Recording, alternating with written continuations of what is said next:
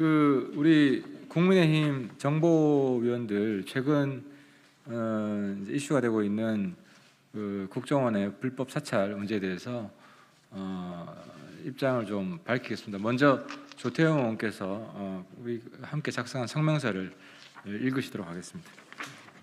최근 문제가 되고 있는 국정원 사찰 문건과 관련한 국민의힘 정보위원 일동의 입장문을 읽겠습니다.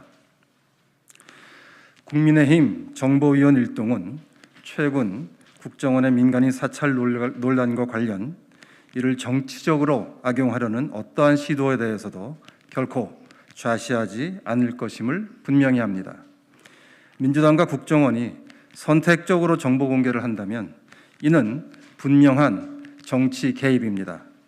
국정원 60년 흑역사 청산을 위해서는 DJ 정부 이후 모든 불법 사찰 정보를 일괄 동시 공개해야 합니다.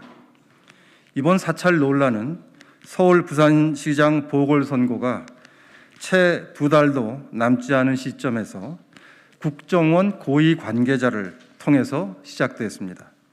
이후 기다렸다는 듯이 더불어민주당 의원들과 친여 성향의 인사들이 나서 근거 없는 주장을 제기하며 쟁점화를 위해 안간힘을 쓰고 있습니다.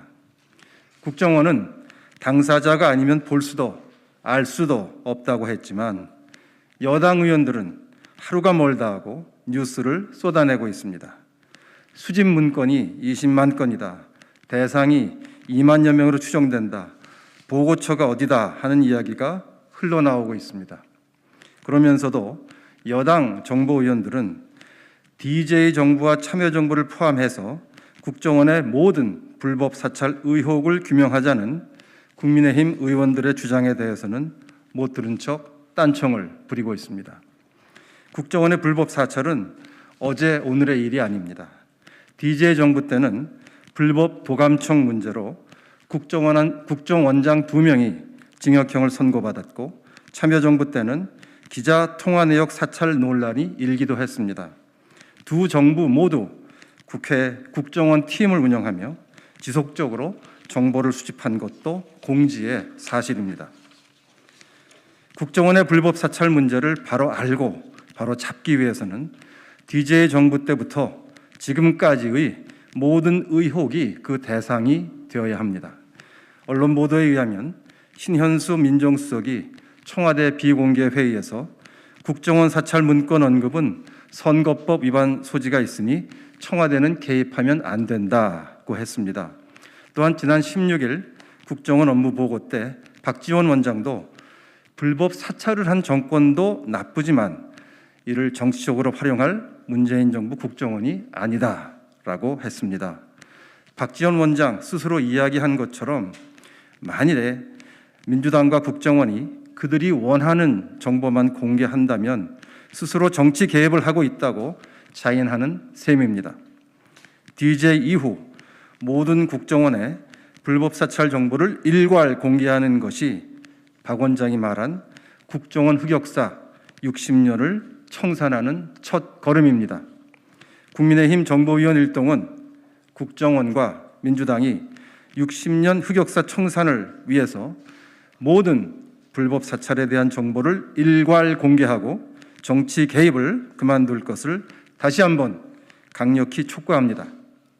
2021년 2월 24일 국민의힘 국회 정보위원회 위원일동 주호영, 하태경, 이철규, 조태영 이상입니다. 이제 오늘 드리고 싶은 말씀의 이제 핵심을 제가 좀 추려서 다시 말씀드리면은 국정원 불법 사찰 정보 공개의 두 가지 큰 원칙을 말씀을 드리는 겁니다. 그러니까 이제 우리 당에서 생각하는 이 두 가지 큰 원칙은 뭐냐?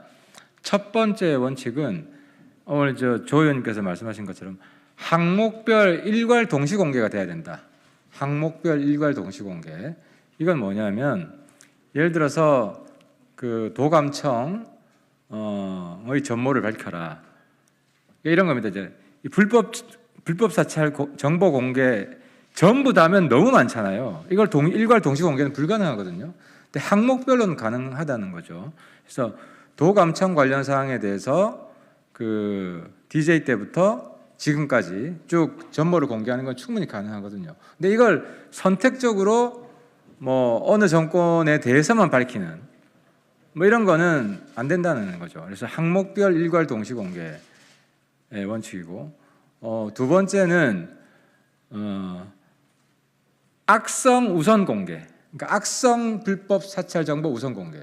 그러니까 이제 불법성에서도 여러 가지 그 강도 차이가, 수준 차이가 있지 않습니까? 예를 들어서 뭐 인터넷에 있는 여러 가지 정보를 취합해서 보고했다.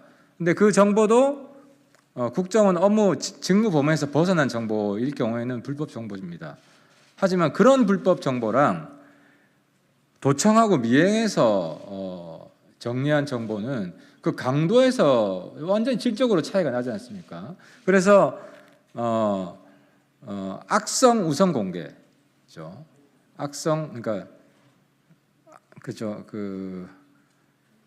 그렇게 얘기를 합시다. 일단 악성 우선 공개. 예. 다 악성이긴 한데 이걸 좀 더 그러니까 불법 정도에 따라서 그 강도가 센 걸 우선 공개하는 겁니다. 그래서 이 두 가지 원칙, 항목별 일괄 동시 공개, 그리고 두 번째는 불법 수준이 강한 것을 우선 공개한다. 이런 원칙으로, 그래서 저희 이 당에서도 구체적인 그 정보 공개 항목을 정리해서 일단 1차로 이제 오늘 신청을 하려고 합니다.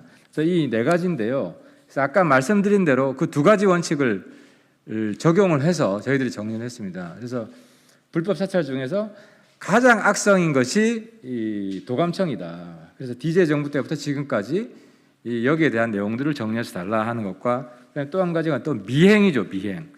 그래서 DJ 때 지금까지 미행을 통해서 수집한 불법 사찰 정보 그 현황에 대해서 달라는 겁니다.